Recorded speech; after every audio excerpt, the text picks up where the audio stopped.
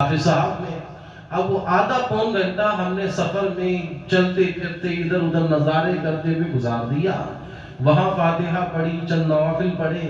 اب دیکھا کہ چل لیے ہیں تو بھوک بھی لگنے لگی، تو حلیم کے فتیلوں کی طرف ہم چل پڑتے ہیں، کباب پوری کی طرف چل پڑتے ہیں.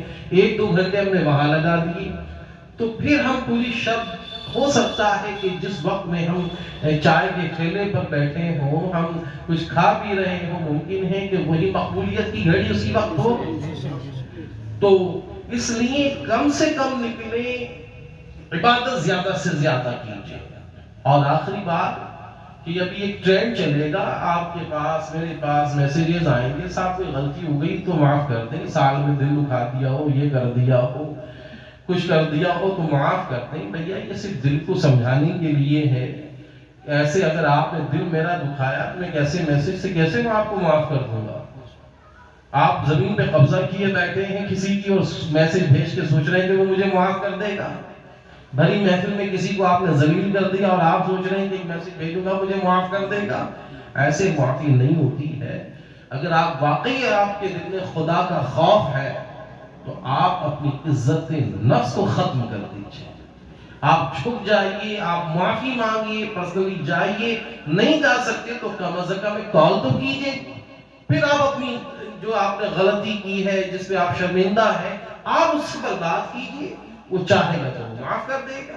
مگر یہ تماشا ہے کہ ہم اسٹیٹس پہ لگا لیتے ہیں، ہم فیس بک کی سٹوریز پر لگا لیتے ہیں. اس طرح سے یہ چیزیں معاف نہیں ہوتی. بلکہ میں ایک بات ضمن عرض کروں، اور آج جمعے میں بھی میں نے کہا کہ ہماری یہاں معافی تب مانگتی جب بندہ مر جاتا ہے. ایک تماشا ہماری یہاں کہ مردہ پڑا ہے، اب اس کے سرہانے کھڑے ہو کے 2-4 لوگ پکڑ کے لا رہے ہیں اولادوں کو، بھئی اپنے ابا سے اپنی اماں کا دودھ معاف کرا لے، ابا کا یہ کرا لے. ارے بھیا جیتے جی اگر معافی مانگنی تھی تو مسئلہ تھا. اب تو آپ صرف اپنے دل کو سمجھا رہے ہیں کہ جس سے آپ معافی مانگ رہے ہیں وہ مر چکا ہے. اب اس کو معاف کرنے کا نہ کرنے کا کوئی رائٹ نہیں رہا ہے. اب تو اس دنیا میں ہے ہی نہیں، وہ تو کسی دوسرے جہان کے سفر پہ نکل چکا ہے. تو جو کچھ کرنا ہے وہ جیتے جی کیجئے. اور یہ صرف دل کو سمجھانے کے لیے ہے. اور بڑی اس کے ساتھ ان چیزوں پر ہم نے کبھی بات بھی نہیں کی ہے، ہم نے سنی بھی نہیں ہے. تو ہم بھی صحیح سمجھتے ہیں کہ صاحب ایسی معافی ہو جائے گی، ایسی سارے معاملے حل ہو جائیں گے. ایسا نہیں ہوتا ہے. جو خالق کائنات کا سسٹم ہے اس کو جاننے کے لیے آپ کو قرآن پڑھنا ہوگا، اللہ کے رسول کی حدیث پڑھنی ہوگی.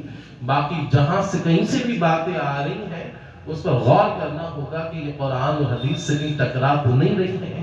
کیونکہ صحابہ کی بات اور نبی رحمت علیہ السلام کی بات میں تو کوئی شک و شبہ ہی نہیں ہے. جو فرمائیں گے حضور، جو فرمائیں گے